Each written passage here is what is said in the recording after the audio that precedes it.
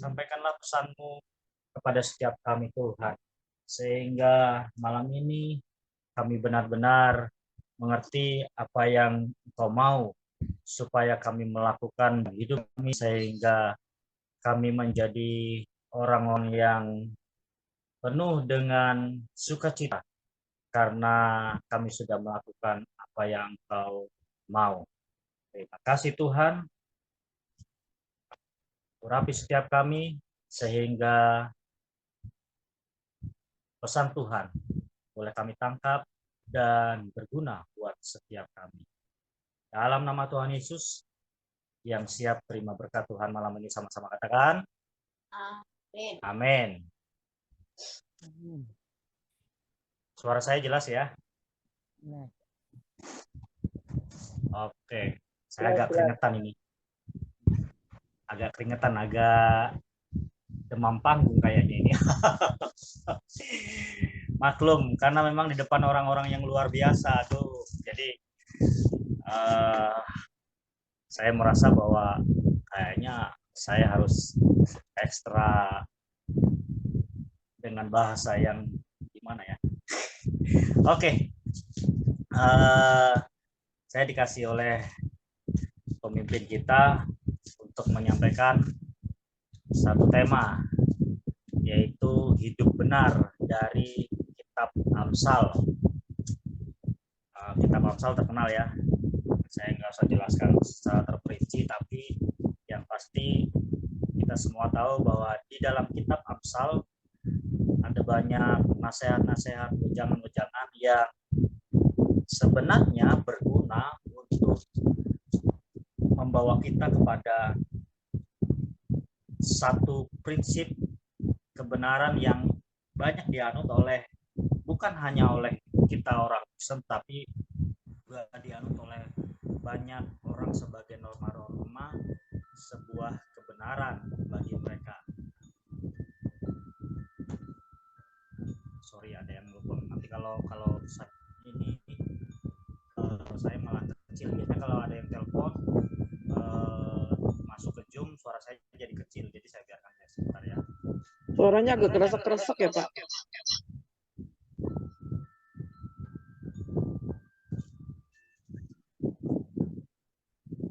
Oke, suara saya masih bagus Bu?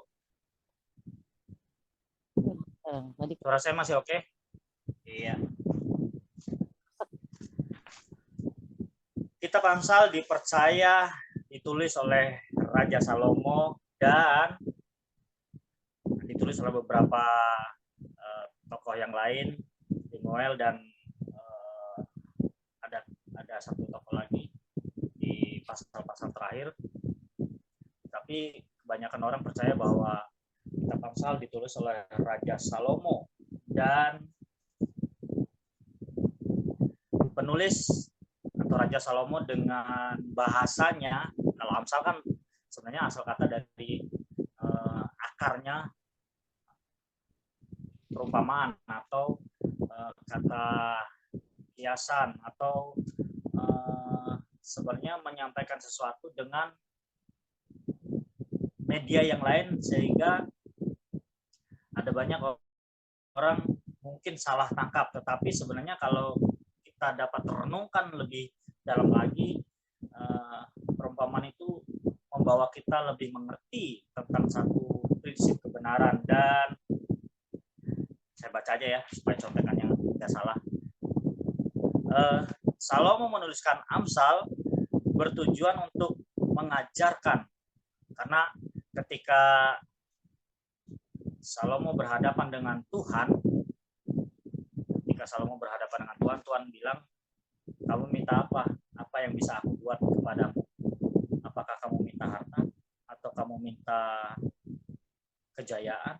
Atau kamu minta apa? Dan Tuhan bilang juga, atau kamu minta hikmat?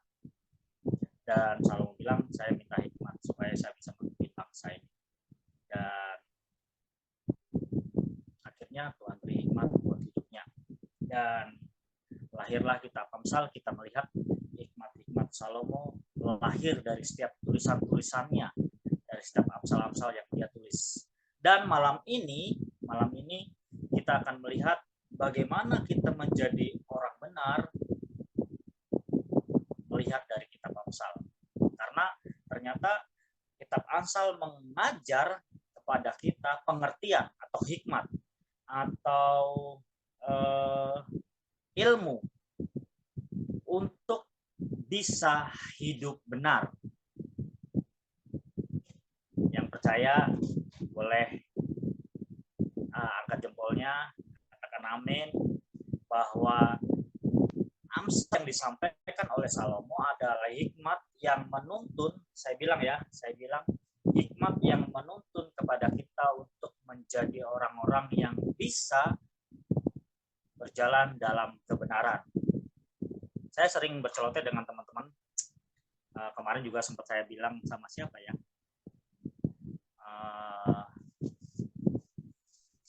Benar dan baik. Jadi, yang ulang tahun kemarin siapa? Uin.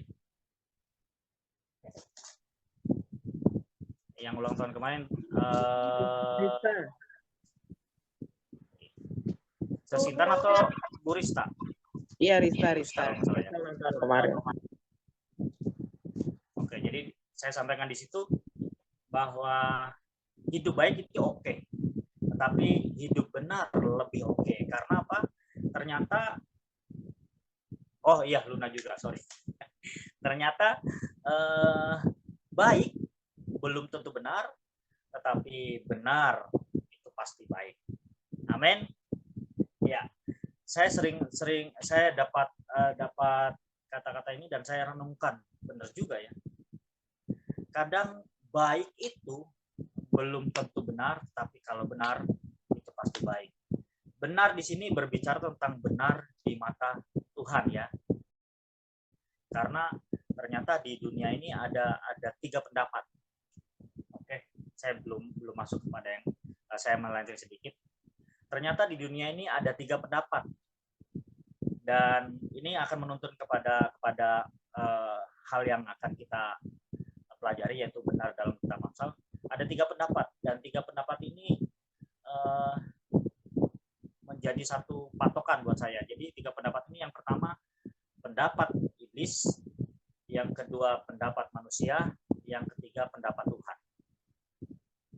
Dan saya bilang pendapat iblis itu pasti salah, tidak ada benarnya. Pendapat manusia 50-50, tapi lebih banyak salahnya daripada benarnya. Dan pendapat Tuhan adalah benar. Jadi 100% benar, dan tidak ada celah untuk yang tidak benar masuk kepada pendapat Tuhan, karena pendapat Tuhan pasti 100%, 1000% benar. Dan di kitab Amsal ini semua yang ditulis adalah pendapatnya Tuhan, bukan pendapat manusia. Karena apa? Salomo menulis menggunakan hikmat yang dari Tuhan, bukan hikmat yang dari si iblis, bukan hikmat yang dari manusia, tetapi hikmat yang dari Tuhan. Jadi semua yang ditulis oleh Salomo adalah pendapatnya Tuhan, hikmatnya Tuhan tentang sebuah kebenaran, prinsip-prinsip kebenaran yang Salomo mengharapkan untuk setiap kita yang membacanya untuk boleh melakukannya supaya kita bisa hidup benar. Amin. Pasal 1 ayat yang ke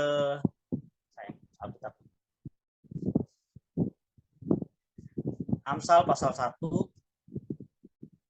ayat yang ke-7. Oke, ya. Ini kata kuncinya. Saya akan bacakan. Takut akan Tuhan adalah permulaan pengetahuan. Orang bodoh menghina hikmat dan didikan.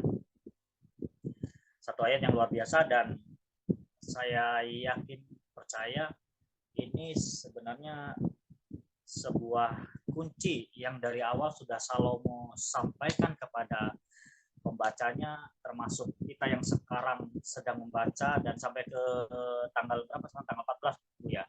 Tanggal 15 malah. Sampai tanggal 15 kita sedang terus merenungkan, membaca, menggali. Ada banyak mutiara di situ yang bisa menjadi sesuatu yang berharga buat hidup kita. Dan saya lihat bahwa yang disodorkan oleh Salomo ada di ayat yang ke-7, pasal 1 ayat yang ke-7. Di situ Salomo sudah kasih kunci di awal. Dia bilang bahwa ayo takut sama Tuhan. Nah, karena ketika kita takut sama Tuhan, kita akan peroleh. Jadi di sini katakan permulaan pengetahuan, permulaan hikmat, permulaan pengertian, permulaan segala sesuatu yang sepertinya rahasia, tetapi Tuhan singkapkan ketika kita takut kepada Dia. Jadi dalam arti kata, orang-orang yang tidak takut akan Tuhan adalah orang-orang yang bodoh. Meskipun ya, saya katakan, meskipun IQ-nya di atas 200, meskipun mungkin dia ranking kelas dari SD sampai kuliah, meskipun dia mungkin sukses di hidup bisnisnya mungkin, atau mungkin dia menjadi orang yang banyak dikagumi orang karena kelihayannya, tetapi saya katakan kalau dia tidak takut sama Tuhan, dia dikategorikan orang-orang yang bodoh, orang-orang yang tidak punya hikmat, bahkan mereka menghina hikmat dan didikan. Oke, pasal 1 sampai 9 sebenarnya kalau mau dikhotbahkan ini panjang banget. Saya ambil sebagian saja, nanti next time ada teman-teman yang melanjutkan, atau mungkin kalau ada waktu saya juga melanjutkannya lagi, boleh. Saya akan bagi bab yang pertama, pasal 1 sampai yang ke-9. Pasal 1 sampai yang ke-9, Amsal Salomo di sini menuliskan banyak hal yang perlu dikerjakan oleh, khususnya ya, saya tulis di situ, khususnya untuk orang-orang muda supaya kita hidup benar. Saya percaya di sini mungkin saya yang paling muda. Benar ya Bu In ya? Jadi kalau saya paling muda berarti yang lainnya masih muda banget. Jadi semua kita masih muda, oke? Hidup yang muda. Yes.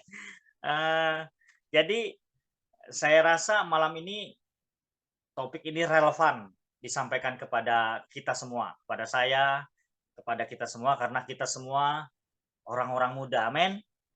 Jadi pasal 1 sampai pasal 9 adalah hikmat yang disampaikan oleh Salomo supaya kita hidup benar, khusus untuk orang-orang muda. Tidak dikatakan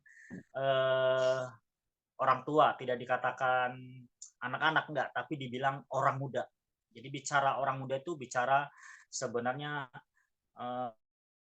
bukan manusia jasmaninya, tetapi orang-orang muda itu bicara yang punya semangat, yang punya antusias, yang punya energi. Kalau saya bilang energinya masih oke, itu bicara orang-orang yang muda, bicara orang-orang yang siap, bicara orang-orang yang sudah dianggap bisa mampu berdiri sendiri. Itu orang-orang muda. Kalau dalam pikiran saya seperti itu. Jadi bahasa orang muda yang disampaikan oleh Salomo adalah orang-orang yang kalau bahasa sekarang tuh orang-orang yang produktif, saya bilang ya, orang-orang yang produktif, jiwanya bersemangat, menyala-nyala, orang-orang yang antusias. Yes, amin. Kita adalah bagian-bagian orang-orang yang muda, orang-orang muda. Dan malam ini hikmat Tuhan lewat Salomo diberikan kepada kita untuk baca bahwa ini loh, kalau engkau mau menjadi orang-orang muda yang berkenan kepada Tuhan, orang-orang muda yang mau mengerti, ini loh hidup yang benar sesuai dengan apa yang mau Tuhan. Yang pertama,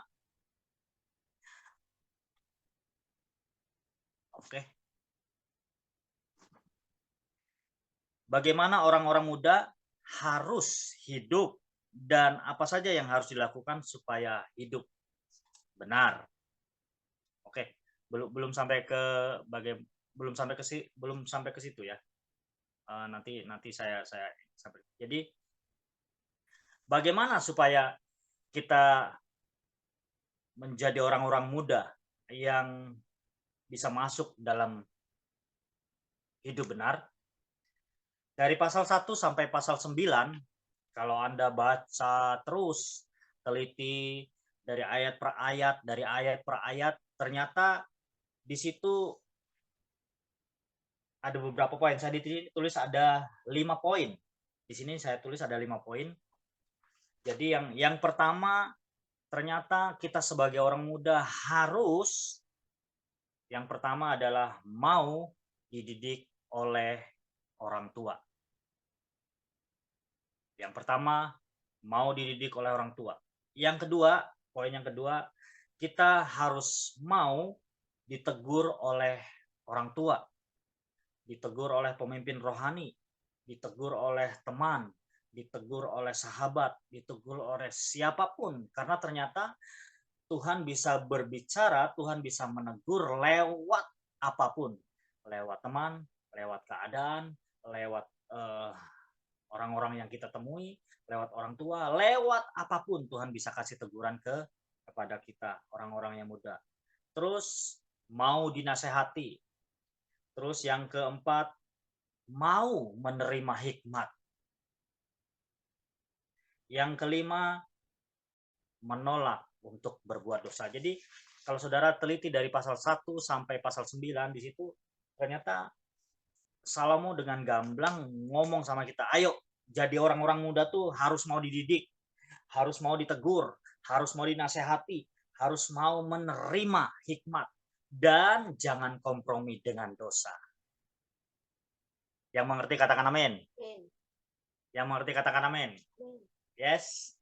Jadi malam ini, ayo yang masih nolak didikan orang tua, mulai pasang kupingmu, mulai ingat-ingat, apa sih yang orang tua bilang sama gua? Apa sih yang belum gua lakukan dari apa yang dinasehati oleh orang tua? Apa sih yang sering aku nggak hiraukan dari teguran orang tua? Ayo, flashback lagi, kita pikirkan lagi. Kalau aku masih menanggalkan itu, berarti aku menjadi orang-orang muda yang tidak benar. Saya bilang ini bukan norma-norma manusia ya, karena ini hikmat dari Tuhan, berarti ini pendapatnya Tuhan. Tadi saya bilang bahwa di dunia ini ada 3 pendapat, dan kalau kita mau jadi orang benar, kita harus ikut pendapatnya Tuhan. Karena apa? Pendapat manusia dan pendapat iblis itu 100% tidak benar. Amin. Jadi, ayo jadi orang muda, jadi yang antusias, jadi yang bersemangat. Harus mau terima didikan, harus mau dinasehati, harus mau menerima hikmat, harus mau hidup tidak kompromi dengan dosa. Yes. Siapa yang beberapa hari ini kemarin sudah membaca dari ayat pasal 1 sampai pasal 9? Jujur, ayo jujur, ayo jujur. Kok tutup mata? Ayo jujur. Karena apa ternyata? Ternyata di pasal 1 sampai pasal 9 itu berisi itu. Berisi itu semua untuk kamu dan aku. Untuk you and me. Untuk kita orang-orang yang muda yang masih bersemangat. Amin, Bu Sonda. Semangat, yes. Kalau Bu In pasti oke. Amin. Ses Intan, luar biasa ya. Apalagi Bu Ellen. Kepriwen. Bahasa sana kepriwen. Luar biasa. Jadi malam ini Salomo bilang terus buat kita. Terus yang jadi pertanyaan ya, kan tadi bagaimana supaya benar? Yang jadi pertanyaan bagaimana sih untuk dapat hikmat? Kita mau hidup benar menurut Salomo ini, menurut Salomo pasal 1 sampai 9 itu hidup benar yang dikhusus untuk anak-anak muda, untuk orang muda. Jadi yang jadi pertanyaan, mungkin kita bertanya, bagaimana sih untuk dapat hikmat? Bagaimana sih untuk dapat pengertian? Bagaimana sih untuk dapat pengetahuan untuk supaya kita hidup benar? Jadi menurut di Amsal ini ternyata supaya kita punya pengertian, supaya kita hidup benar, supaya kita punya hikmat, kita harus mencari kepada sumber hikmatnya. Dan di sini poinnya, oke, boleh di next yang tadi, Bu.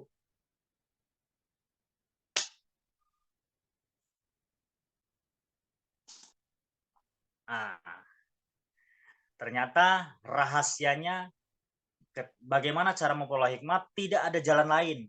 Bukan you sekolah jadi S1, S2 dan S3 dan sebagainya. Bukan dari situ, bukan dari engkau berguru kepada orang yang pinter-pinter, enggak, bukan engkau minta kepada orang yang dalam tanda kutip pokoknya manusia.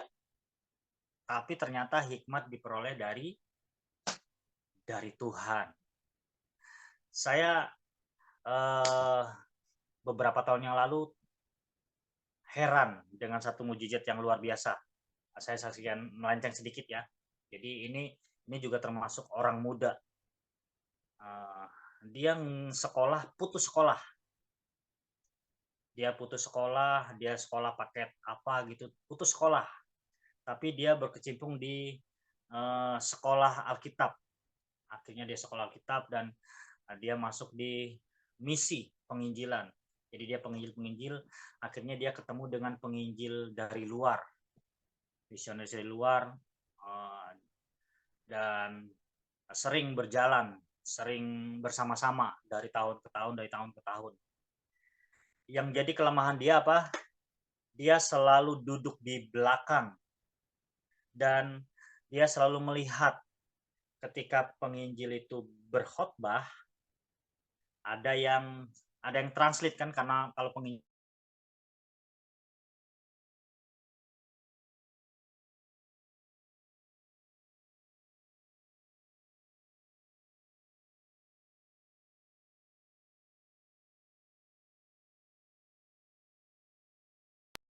Nih Pak Yeremi.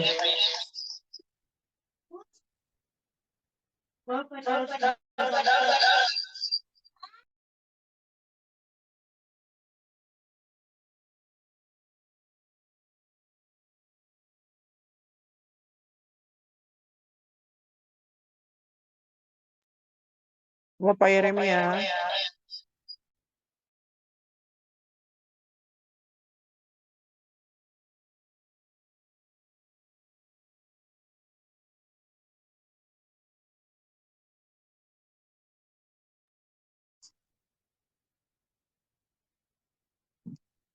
Oke.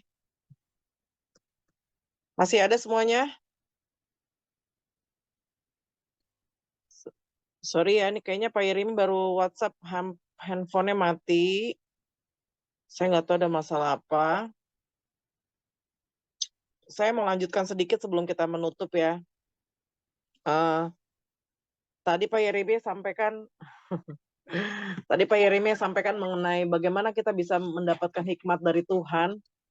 Nah, yang saya mau tambahkan adalah hikmat itu kan datang dari sumbernya. Sumbernya siapa? Sumbernya adalah Tuhan sendiri ya. Namanya juga hikmat Tuhan. Berarti sumbernya adalah Tuhan sendiri. Nah, bagaimana kita bisa mendapatkan hikmat yang dari Tuhan?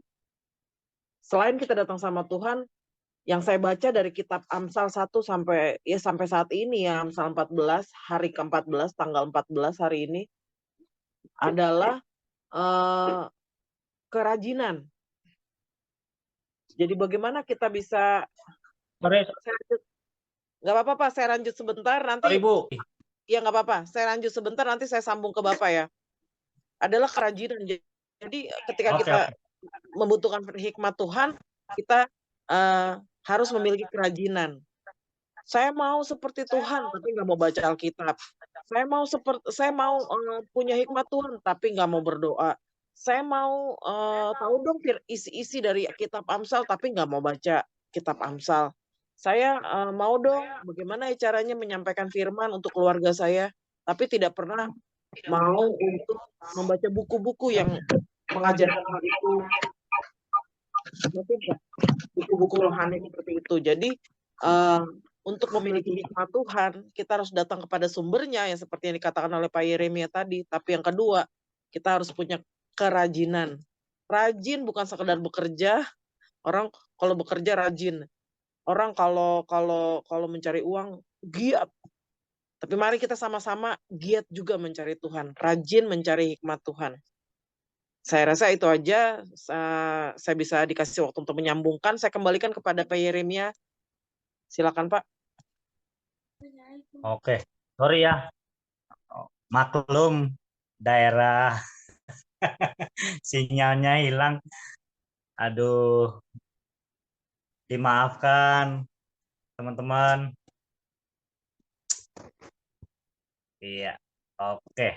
Jadi benar juga, benar yang disampaikan Bu In bahwa ketika kita perlu hikmat, kita harus minta kepada sumber hikmat, yaitu Tuhan. Minta kepada Tuhan.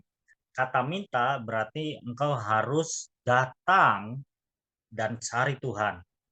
Gak ada orang minta yang minta itu nunggu, yang diminta datang enggak. Tapi yang minta itu harus datang kepada yang dimintai. Betul nggak? Betul kan? Berarti engkau harus cari Tuhan. Ayat populer di Perjanjian Baru adalah carilah kerajaan Allah dan kebenarannya, maka hikmat akan ditambahkan kepadamu.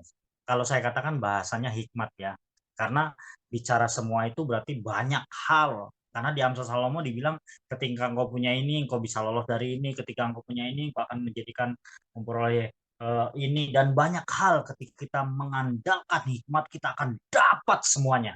Amin. Jadi ketika kita minta kepada Tuhan hikmat itu, maka kita akan menjadi orang-orang yang benar. Dan ketika orang benar, Tuhan bilang apa? Ketika engkau cari kerajaan Allah dan kebenarannya, berarti engkau sudah temukan kebenaran, maka engkau akan peroleh banyak hal. Saya tidak bicara materi ya, tetapi ditambahkan semuanya itu banyak hal, bukan hanya materi. Materi itu saya bilang materi itu ternyata level yang paling rendah, saudara. Materi itu level yang paling rendah. Level yang paling di atasnya materi banyak hal, saya bilang. Sukacita, damai sejahtera, penyertaan, perlindungan. Pokoknya hal-hal yang tidak bisa diukur dengan materi. Yes, ketika engkau minta kepada Tuhan, engkau akan dapatkan hikmat itu. Zaman sekarang kalau ini kan Amsal ditulis pada zaman Perjanjian Lama, dan Roh Kudus hanya saya bilang hinggap ya. Saya bilang Roh Kudus hanya turun kepada beberapa pribadi dan itu pun tidak bertahan lama.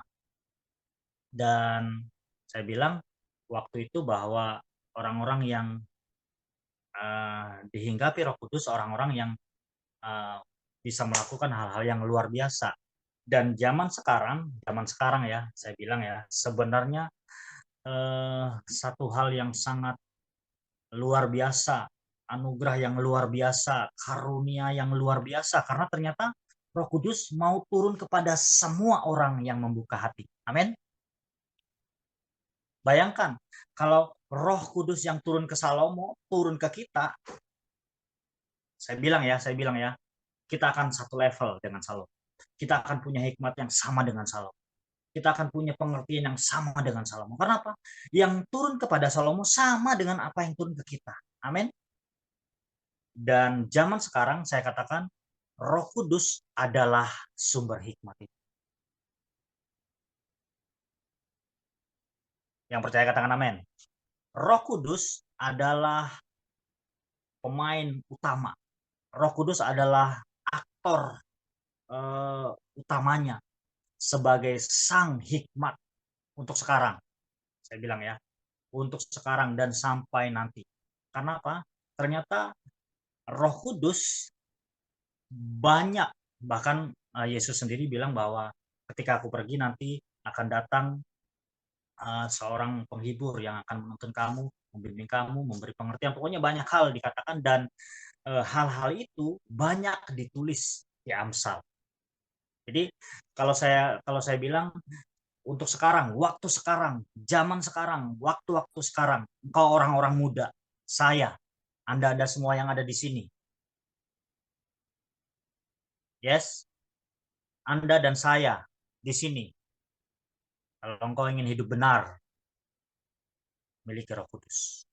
Kalau kau nggak punya Roh Kudus, saya pastikan engkau hanya hidup baik, tetapi baik belum tentu benar. Tetapi ketika engkau punya Roh Kudus, engkau bisa hidup baik, tapi engkau akan benar. Kenapa? Benar pasti baik, tetapi baik belum tentu benar. Yes. Malam ini pasal 19 bicara kepada kita ya.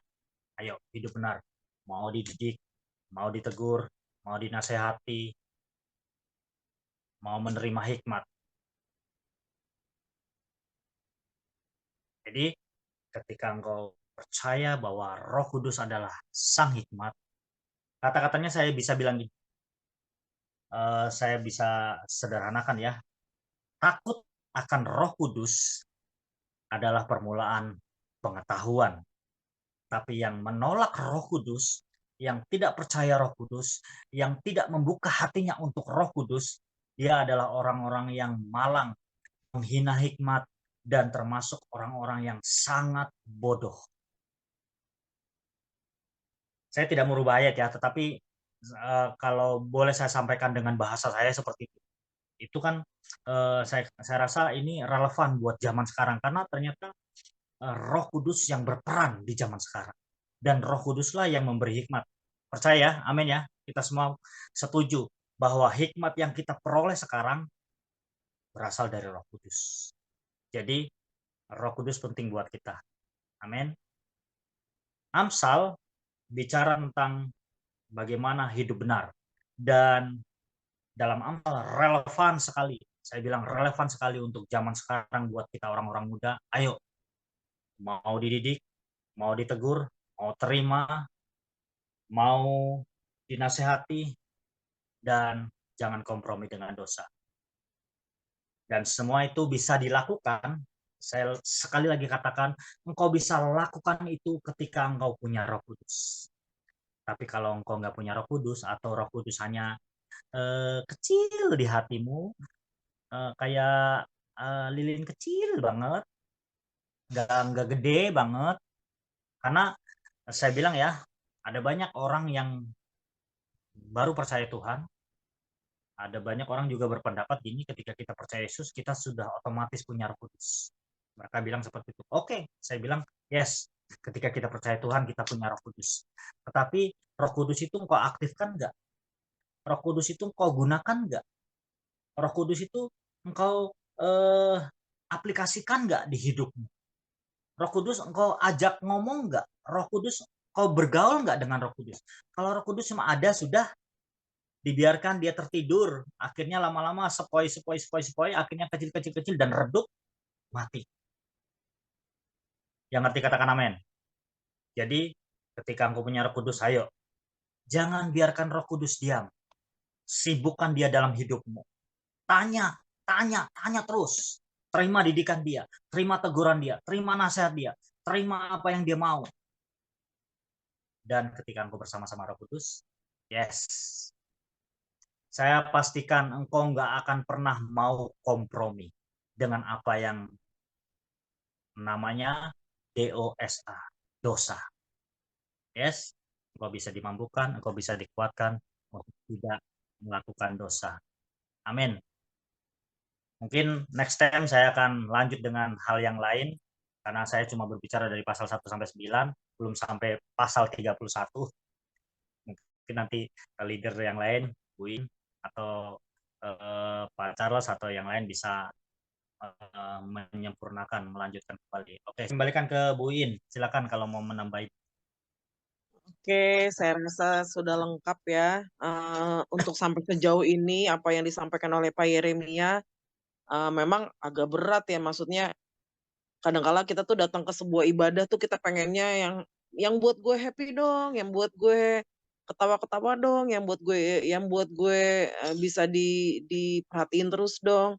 Itu baik, itu bagus, tapi kita juga harus ingat, kita mau datang ibadah, itu artinya kita siap untuk membaca firman. Nah, firman Amsal ini emang luar biasa yang setiap ayatnya itu pasti berbicara sesuatu. Jadi, kalau kita mau megang buku, misalnya pasal hari ini nih, pasal 14 nih. Ayat 1 itu bisa penjelasan panjang. Ayat 2 penjelasan bisa panjang. Kenapa? Karena firman itu berbicara banyak. Makanya sepanjang bulan Agustus ini kita akan membaca Amsal 1 sampai Amsal 31 dan setiap hari sesuai dengan tanggalnya.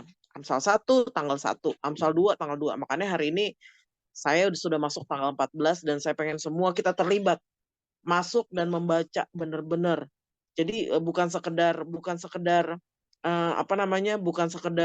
biasa mendengarkan pengkhotbah berbicara, tapi belajarlah menggali sendiri. Jadi itu ciri khas dari pelayanan online kita, di mana setiap orang harus belajar menggali sendiri di luar dari apa yang teman-teman di sini sharing. Jadi kita bisa dengar semua pengkhotbah dan itu semua bagus, tapi saya percaya Roh Kudus juga berbicara sama kita. Roh Kudus juga pengen ngomong sendiri sama kita. Itu aja. Mari kita satukan hati berdoa dengan menyikapi firman Tuhan ini. Tuhan, terima kasih untuk firman-Mu, biar firman-Mu itu boleh menjadi pelita bagi kaki kami dan terang bagi jalan kami. Ketika kami buntu, Tuhan memberikan hikmat lewat firman-Mu. Ketika kami susah, Tuhan memberikan kemudahan lewat firman-Mu. Ketika kami sakit, Tuhan memberikan janji kesembuhan lewat firman-Mu. Ada banyak hal Tuhan, itu bisa dilakukan oleh firman-Mu. Mungkin selama ini kami sepelekan firman-Mu, kami lupa membaca firman-Mu, atau kami hanya mendengar pengkhotbah-pengkhotbah berbicara mengenai firman-Mu. Tapi kami tidak mau menggalinya sendiri Tuhan. Berikanlah kami kerajinan Tuhan. Firman-Mu bisa kami gali setiap hari. Kami punya catatan-catatan lengkap bagaimana firman itu berbicara pada kami. Karena itulah yang menjadi kekuatan kami Tuhan. Tolong setiap karyawan, setiap pengusaha, setiap ibu rumah tangga, sesibuk apapun kami Tuhan, kami pasti bisa meluangkan waktu untuk dekat dengan Engkau dan membaca firman-Mu. Urapi setiap anak-anak-Mu, di dalam nama Yesus, terima kasih untuk firman-Mu. Haleluya, amin. Oke, kita akan mendengar beberapa pengumuman. Rista bisa share pengumuman kita pada hari ini.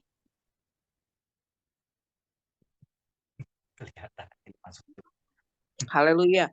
Pengumuman yang pertama pada hari ini adalah ibadah online kita seperti biasa setiap hari Senin pada pukul 8.